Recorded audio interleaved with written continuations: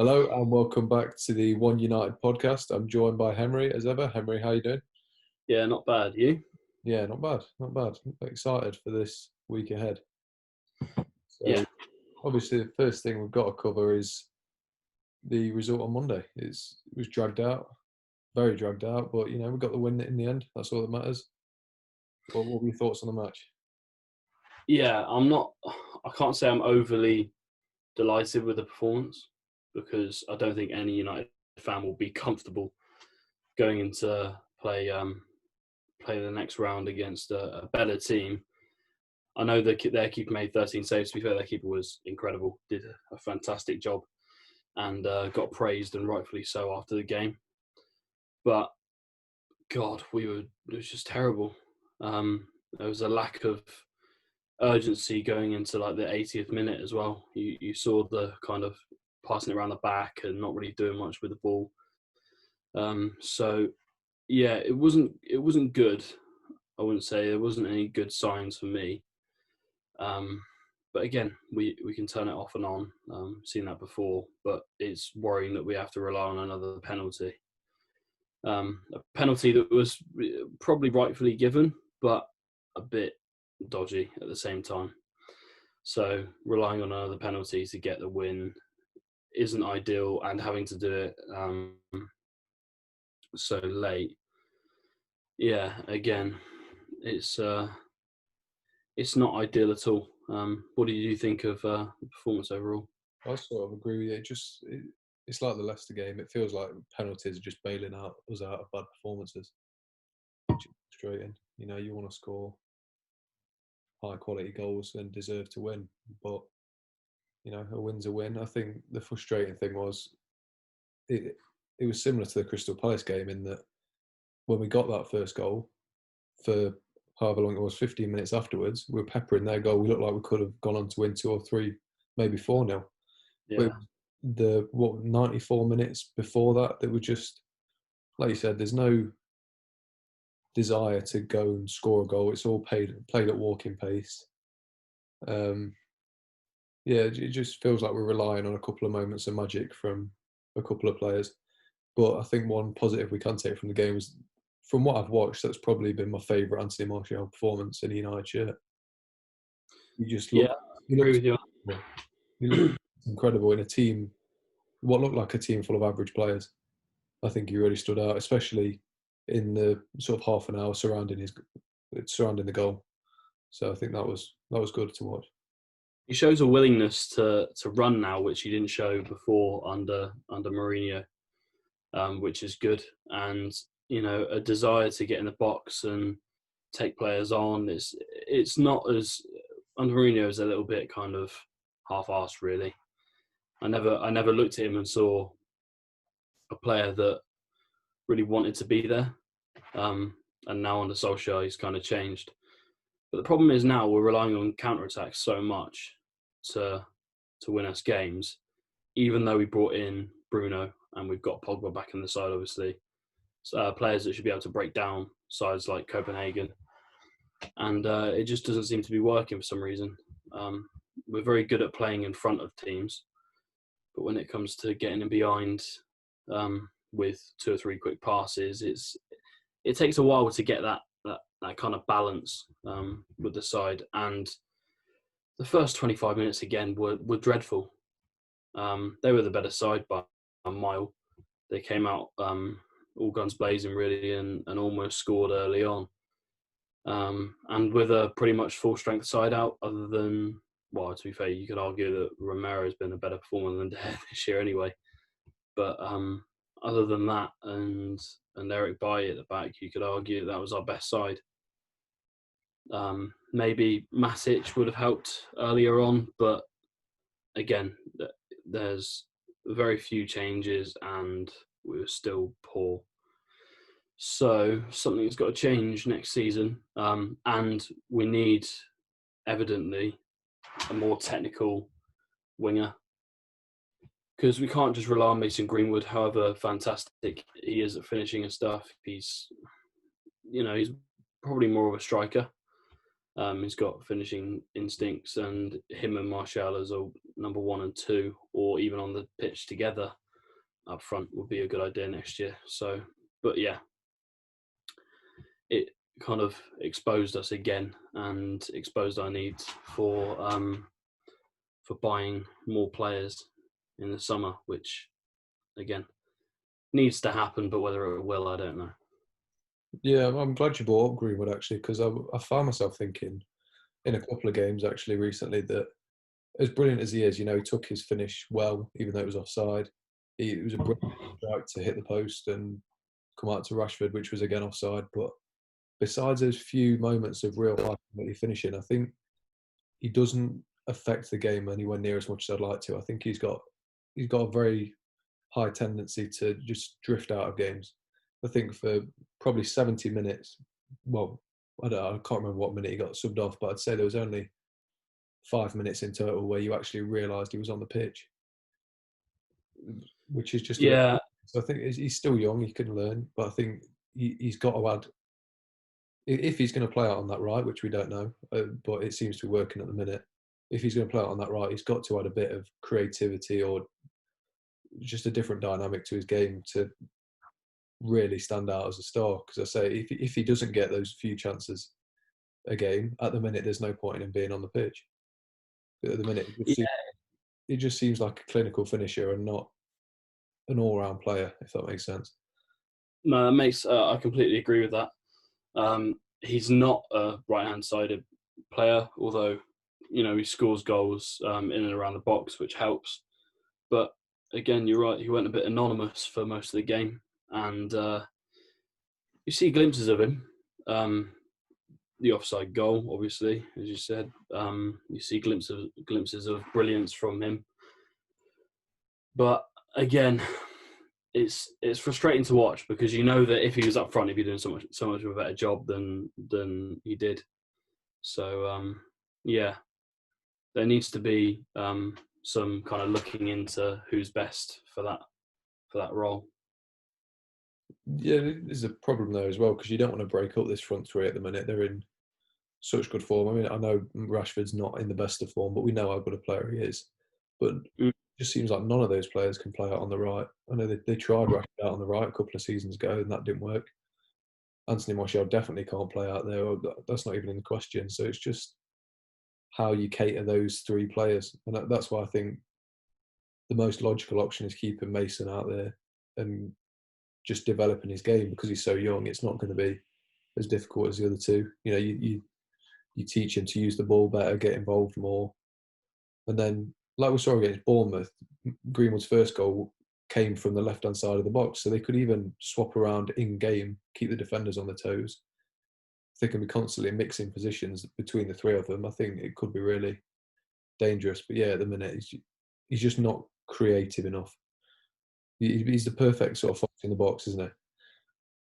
Yeah, he is, which is evidence as to why he can't really play on the right hand side because it just doesn't seem to work. He can shoot with either foot, which is why he'd be good up front, but it doesn't seem to work out on the right hand side. And there's not.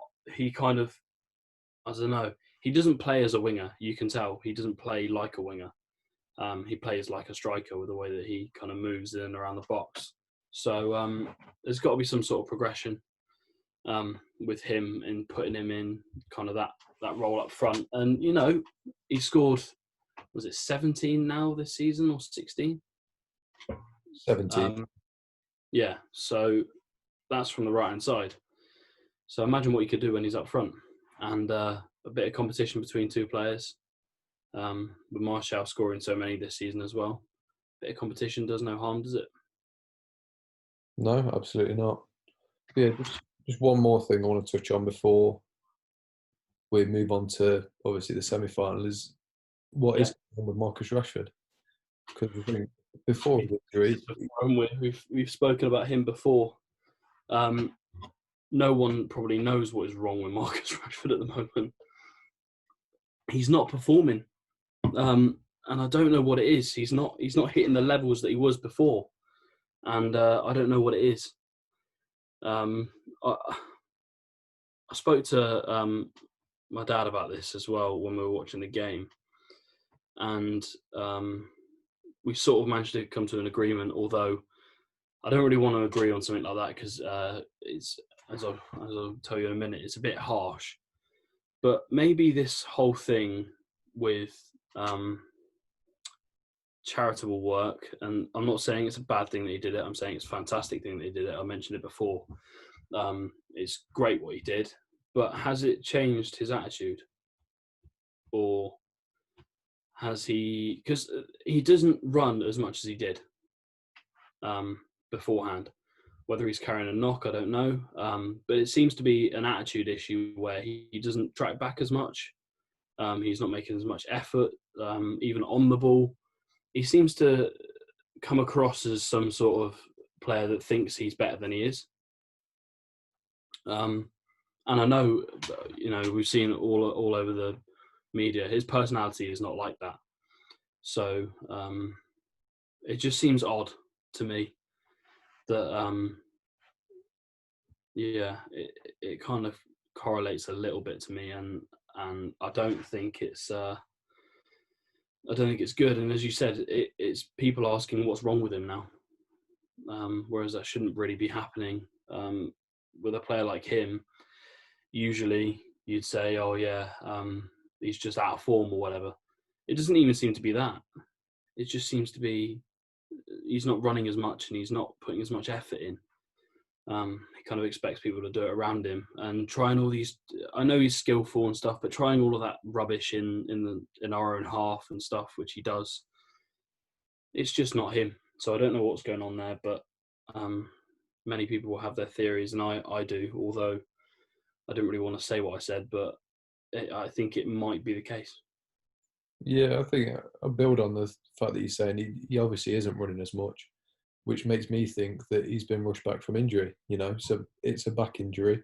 It's going to be debilitating. Your mobility while it's recovering isn't going to be anywhere near as much as it was. And I think with our horrendous medical staff that we seem to have picked up somehow, it happened with Pogba. He was out for an injury that should have been out for 4 weeks, but he was out for 8 months because the medical staff just brought him back too quickly. I think the same could be happening here because, before his injury, he was within the form of his life. He was one of the best players in the league. And Yeah. now, there's no willingness to bomb forward or take a man on or just generally do anything exciting. That, just the sort of stuff that we were really starting to like him for. And, we were a bit shamelessly comparing him to Mbappe at one point, and I think all the stuff that has gone into that is now just gone from his game, and I'm worried that he's been rushed back from injury. They don't give him time off, and he could, a back injury, he could never be the same player again. That's my worry. But yeah. Yeah, I hope it's not to do with ego. I really hope it's not to do with ego, because that'll be a shame if it was. And I hope it's to do with injury. And maybe, I know it'll be a massive risk if you drop him or something, but maybe you need to for this next this game coming up against Sevilla, because you need players that are willing to bust a gut against these guys. Although the only problem is the only other option we've got is Dan James, who hasn't been in form for 6 months. So it's figuring out what's best for the team, and I reckon he will start Rashford, but I just don't see him 100% or 90%. I see him at about 50% at the moment. I don't know what it is. As I said, I hope it's not down to ego, and I hope it is down to the fact that we notoriously have bad medical staff. Pogba hired his own doctor in the end to fix his issue. So maybe we've got to have a little bit of a revamp of some of our staff, because something's not right there. But yeah, anyway, moving on to the game on Sunday. I'm not confident. I don't know about you. Obviously, with how well they played against Wolves, apart from the penalty, from what I saw of the game, it didn't really look like Wolves were ever in it. It looked like it was only a matter of time before that goal came. And yeah, I just think it reeks of the 2018 game where they knocked us out. I'm not confident at all going into it. I don't know how you feel about it. No, not confident whatsoever. You hit the nail on the head there with they played so well against Wolves, and I was going to mention this before about how Wolves did themselves proud, to be fair, but other than the penalty, they never looked like they had a chance. They never looked in the game.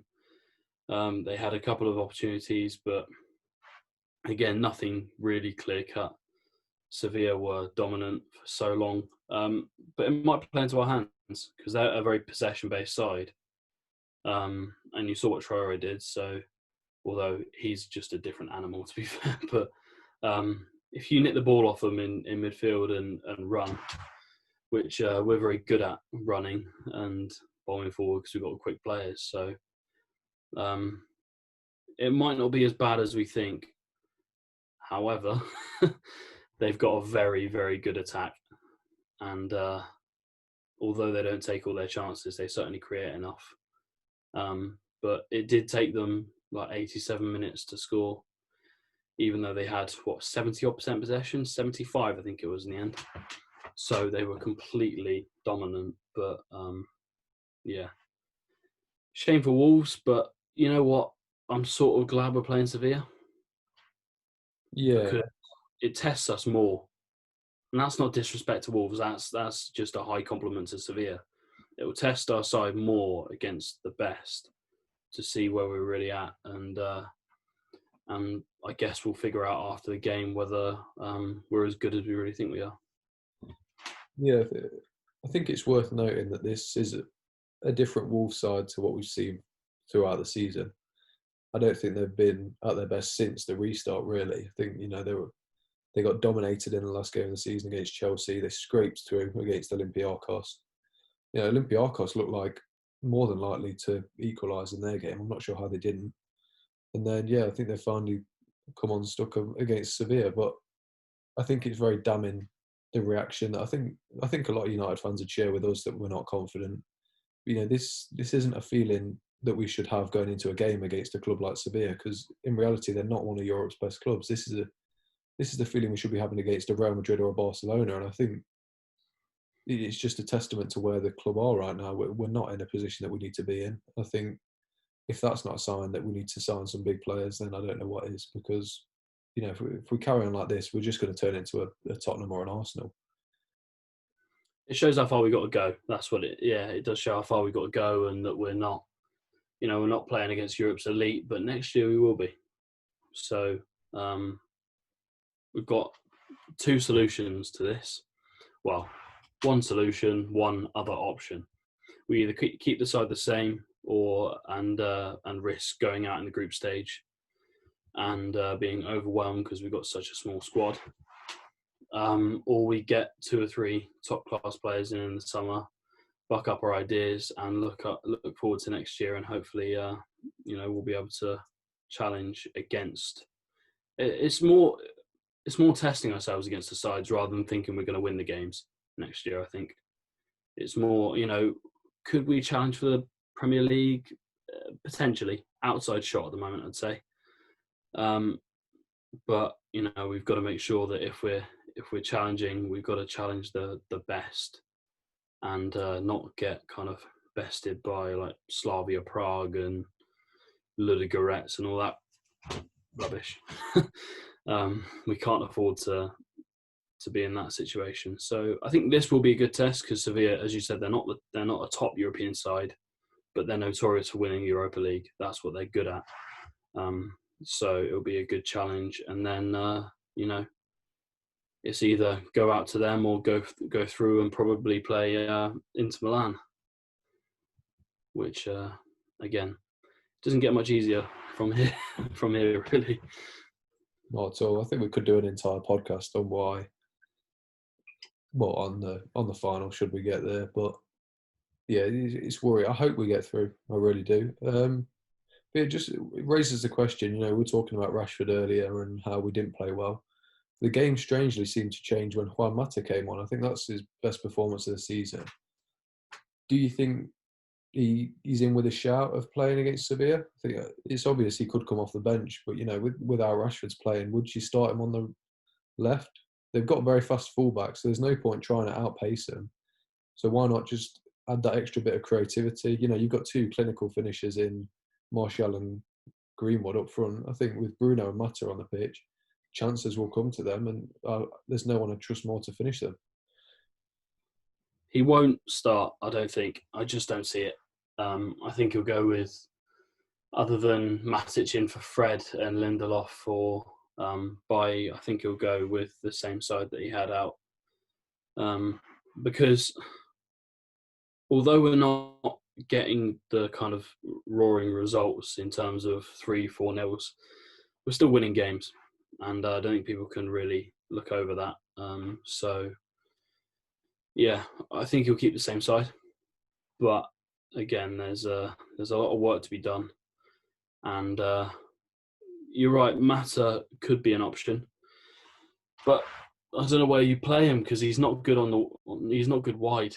I don't see it. So if you want to really, a lot of our players is predicated on the fact that we're going to go wide and bomb down the wings and push the fullbacks back and then cut inside and kind of cause the centre halves issues. Mata's not that kind of player. So maybe 60, 70 minutes and we see Sevilla sit back, or if they decide to go into a low block, then Mata might be a good idea because he's the one. Him and Bruno and Pogba are the ones that can pick apart defenses like that. In fact, you're right in saying that Mata, he was fantastic, but he was only fantastic when Copenhagen started to tire. So yeah, there's a lot to work on in that sense. But you're right, Mata could be an option. I hope he starts. I want him to start purely because of the form of Rashford. That's all it is, really. But I don't know. Would you start Martial on the left then, and Greenwood up front, and Mata on the right? Maybe that's an option. I don't know, but I don't think he'll start. I really don't, because Solskjaer trusts Rashi and Tony to go and do the job. I think there's an option there to possibly play a diamond. So you play Matic in front of the defence, put Pogba and Bruno as a pair of eights. Sort of having the effect as a Modric and Kroos sort of partnership, two deep line playmakers. Then Mata in front of them behind two strikers. There's that option, but yeah, like you said, I think there's far too much trust. Well, not too much in the way that I don't agree with it, but yeah, Solskjaer trusts Rashford way too much to drop him in such a big game. But yeah, the main thing I'm worried about, as stupid as it sounds, is we seem to struggle. It's been a bit of a superstition with United this season where we get to semi-finals and capitulate, and I'm worried that could happen again. I think there's a possibility that these players aren't mentally strong enough to be big game players. Do you reckon the curse continues, or do you see them finding a way into the final? I really couldn't call this one. It's one of those where, as I said, in a couple of games before, it's difficult to call this one because Sevilla are now 19 unbeaten. I think it's their longest unbeaten record in so many years. I think I mentioned it in the commentary in the last game. So they're no mugs. I couldn't call it, but we've now got big game players. But the problem is, and I know we've got a manager who's experienced finals and semi-finals and stuff before, but there's a difference between experiencing it as a player and knowing how to win it as a manager. Now, if this was under Mourinho or Klopp or Guardiola, I'd trust the side a little bit more. But inexperience as a manager might come into play in this game, and we might throw in a few surprises. We might start, as you said, with a diamond. But do you remember that formation he started with at first with United, with Martial and Rashford playing as wide strikers, Mm. where they play. Between them, yeah. Yeah, essentially they weren't close together. They were pushing the fullbacks and the gaps between the centre backs, and then you'd have one player that would push forward and kind of join in as a three. So maybe that'll happen instead of a 4-2-3-1. But I think he'll stick with it. But again, as I said, you find out who the top managers are when they play in these games, because they're good at. They're not just good at putting out a side at first; they're good at problem solving. So if we're in a bit of a pickle, then we'll find out who Solskjaer is and what he's really made of. Yeah, I absolutely agree with you. I think there's not much more we can say on the game, so we'll probably leave it there. Just one final thing. I know you like to sit on the fence, but I want a score prediction from you this time. It's a big game. What are you going to do? 1-1, extra time, and a Hernandez penalty to win it 2-1 after extra time. See, I'd go along the same lines as you. I think that United have got to score a penalty. It's not a United game if we don't score a penalty. But I want to go with 2-1.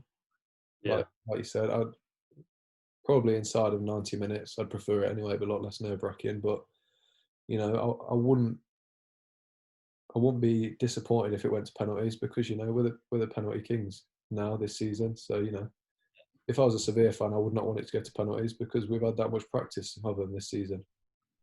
But yeah, I'm going to go with your prediction as well. I'm going to go 2-1. It's got to be a Fernandes penalty, and then I'm going to go Martial as well to score. Yeah, no, I think that sounds fair enough, and I think it's more just seeing football Twitter go into meltdown. If United get another penalty, it'd be absolutely glorious. So yeah, either way, as long as we get through, I don't care. I saw one tweet that was saying, my dream before I die is to see Fernandes score a hat-trick of penalties in a game and just see the complete meltdown on Twitter. A hat-trick of penalties in a game at Anfield to win 3-2 to win the title. Oh, if that happened, genuinely, I'd be happy to die after that moment if that happened. Well, I want, in the final against Inter Milan, I won 3 Fernandes penalties, 1 given away by Lukaku, 1 given away by Sanchez, and 1 given away by Ashley Young. Sounds good. I'll give him a call. Yeah, anyway, I think that's about it from us two. So as always, thanks for watching, and we'll hopefully see you next week with some good news. Hopefully. See ya.